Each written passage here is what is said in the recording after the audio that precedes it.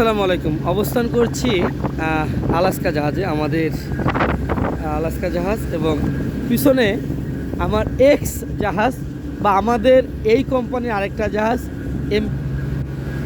যদিও ক্রাউনের আগমন আগে ছিল, ক্রাউন আসার পরে আলাস্কা তৈরি হয়।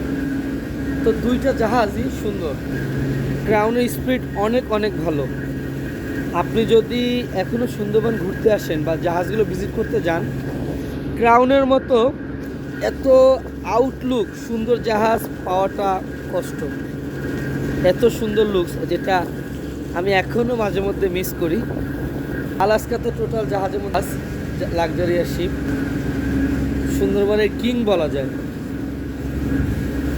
তো সুন্দরবন ঘুরতে আসেন বা ভিজিট করতে আসেন, আমাদের দুইটা জাহাজেই সুইমিং পুল আছে, দুইটা জাহাজ পরিষ্কার পরিচ্ছন্ন, এবং দুই জাহাজে দুজন।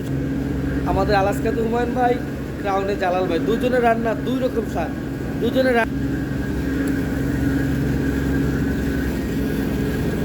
এবং জাহাজটি দেখেন সর্বোচ্চ মানে পানিটা কীভাবে কেটে কেটে আসতেছে।